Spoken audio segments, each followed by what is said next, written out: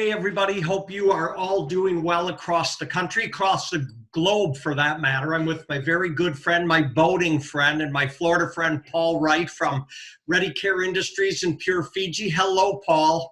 Hello, Alan. Great to be here on this Monday.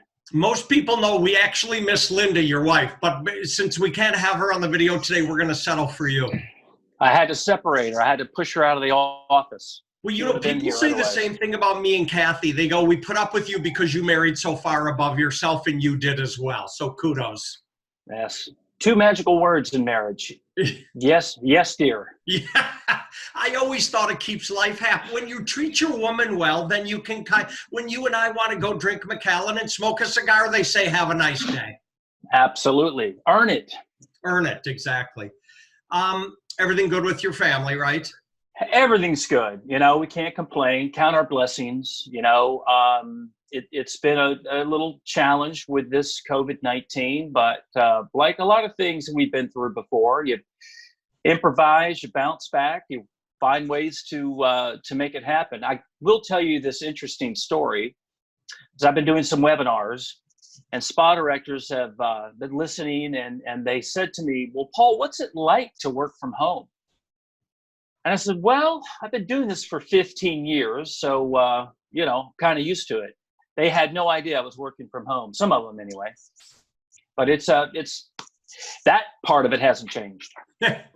Well, ever since I sold New Life and Lotus Touch, I've worked from home. Now it seems normal to me, but I do miss the interaction part. But I'm really glad, is it 31 or 32 states that'll be partially open today, or 36, I can't remember the number, but Paul, 30 something.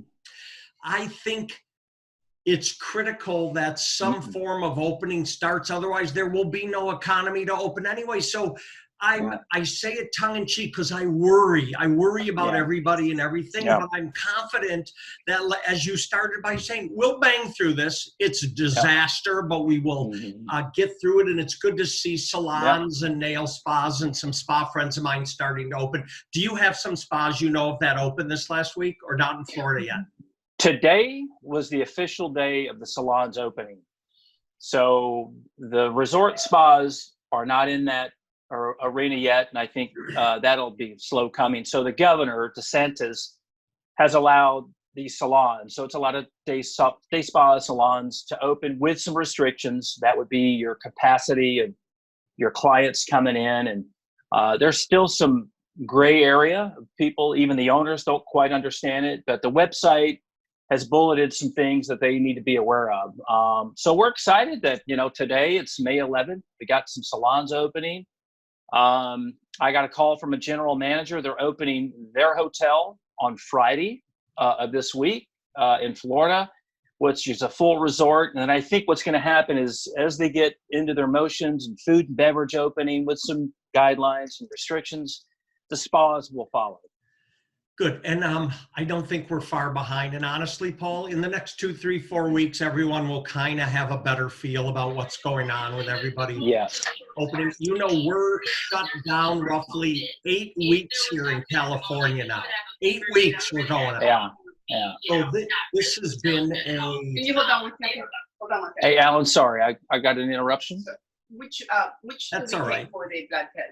We'll just keep videoing while we Sorry? wait, Paul. Quest. Well, 8 weeks. Sorry. We're 8 weeks in California.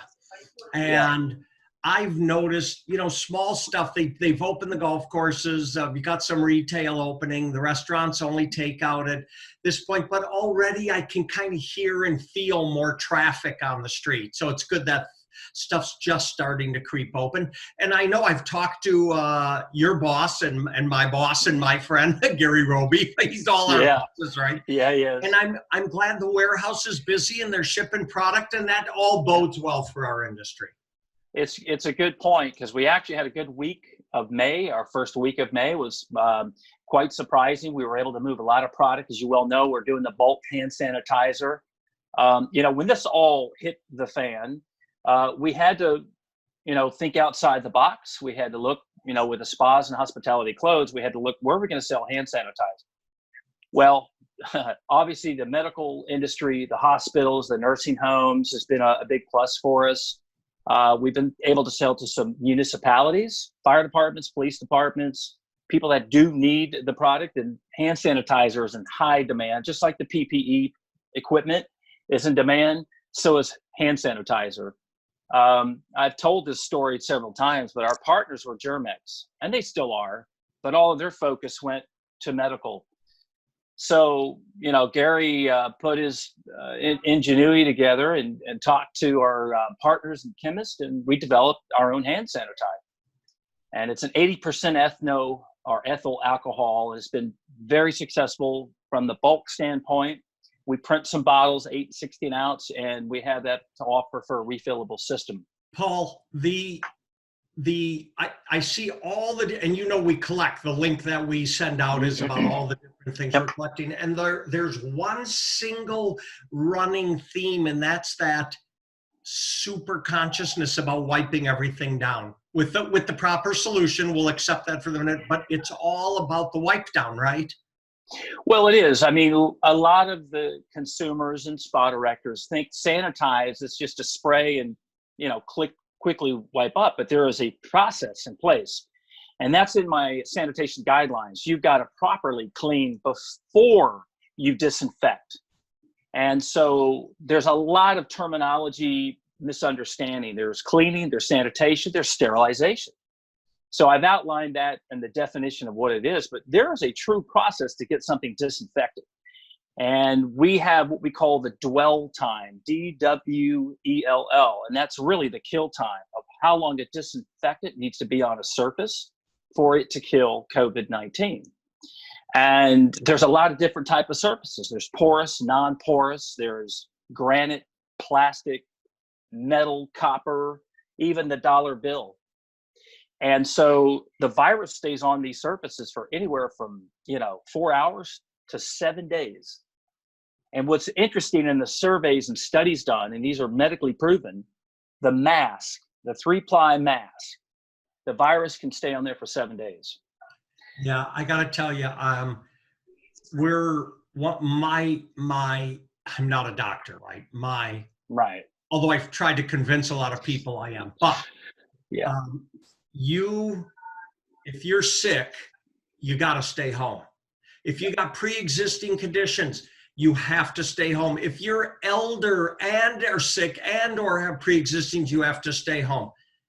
The rest of people need to go out, but you still got to wear a mask and you still have to be observant of all the rules that are going on. And we will figure out how to move forward from here. Well, this gets back to your point you made earlier. We have to open up. Yeah. And you use some common sense and you put on your protection so that the consumer, your guest, and if it's a spa guest coming in, knows that your spa, your reception, your sense of arrival has been sanitized. You've got your staff well trained. That warm reception of you coming in and inviting is really critical.